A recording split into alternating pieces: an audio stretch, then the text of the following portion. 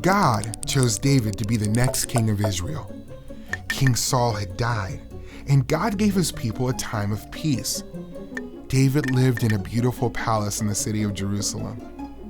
One day, David was talking with Nathan the prophet. David said, "I live in a palace of nice cedar wood, but the ark of God sits inside a tent. It hardly seemed fair. Shouldn't God have a nicer house than I do?" David wanted to build a temple for the ark of God. Nathan said, "God is with you, do what you want." But God did not want David to do whatever he wanted. God wanted David to do what God wanted.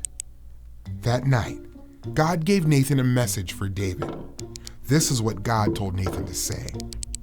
"David, are you going to build a house for me to live in? I brought my people out of Egypt.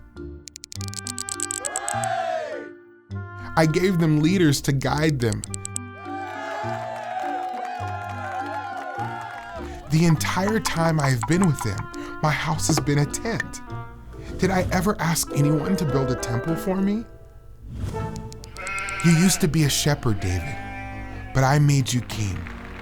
I helped you defeat your enemies, and my people now live peacefully in their own land. I promise you, David, that you and your descendants will be kings.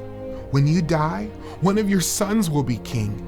He will be a strong king, and no one will be able to take his kingdom away from him. He will build a house for me. I will love him, and I will never leave him. When your son dies, his son will be king. Someone in your family will be king forever."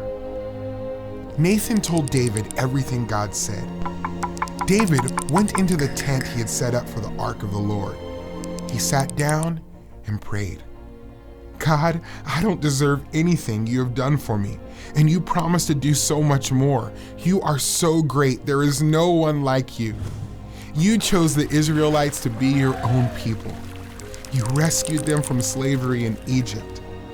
God, please keep your promises. I know your words are always true." God promised David that every future king of Israel would come from David's family, and David's kingdom would last forever.